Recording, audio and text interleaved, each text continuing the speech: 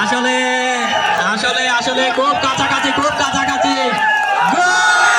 বলহালিত নিরিবিলি একাদশ কর্তৃক আয়োজিত শহীদ জিয়া স্মৃতি রাত্রিকালীন অলিম্পিক ফুটবল টুর্নামেন্টের শুভ উদ্বোধন গড়াই চ্যাম্পিয়ন ট্রফি উন্মোচন করবেন আজকের খেলার প্রধান অতিথি চট্টগ্রাম দক্ষিণ জেলা বিএনপির যুগ্ম আহ্বায়ক। ডিসেম্বরের 12 তারিখ শুক্রবার রাতেও উপজেলা শ্রীপুর খরণদ্বীপ বালিকা উচ্চ বিদ্যালয় মাঠত এ খেলার উদ্বোধক আছিল দক্ষিণ জেলা বিএনপির সদস্য শওকত আলম শওকত।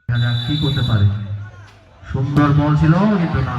প্রধান অতিথি আছিল দক্ষিণ জেলা বিএনপি সিনিয়র যুগ্ম আহ্বায়ক আজিজুল হক চেয়ারম্যান। প্রধান বক্তা আছিল হাজী ইশাক চৌধুরী। সাবেক ছাত্রনেতা মিজানুর রহমানের সঞ্চালনায় বিশেষ অতিথি আছিল হামিদুল হক মান্নান চেয়ারম্যান, মোহাম্মদ আজগর, মেহেদি হাসান সুজন, শহীদুল্লাহ চৌধুরী, মুসলিম মিয়া, আবু আক্তার, জয়নাল আবেদিন, আজাদ খান, দৌলত মিয়া, শহীদুল আলম সহ দলীয় নেতাকর্মীল।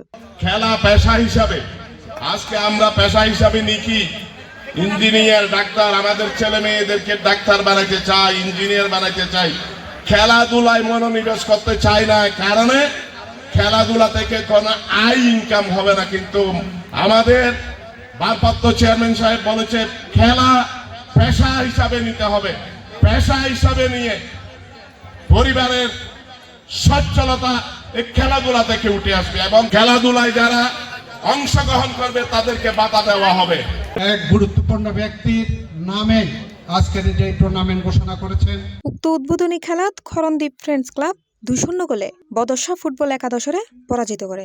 আজকে খেলাধুলার মাধ্যমে যারা যুব সমাজকে সঠিক প্রধানের জন্য যে প্রচেষ্টা করেছেন তার জন্য তাদেরকে আমি বলগাড়ি বিএনপির পক্ষ থেকে আন্তরিক অভিনন্দন শুভেচ্ছা জানাচ্ছি। জনাব আজিলক চেয়ারম্যান ভাই সহ চট্টগ্রাম দক্ষিণ জেলা বিএনপি আপনাদের এই প্রিয় নেতা প্রতি বক্তৃতায় বলে যাদের খেলাধুলা থাকলে মঞ্জুর সাহেব কিন্তু দারুণ সি প্লাস টিভি, চট্টগ্রাম।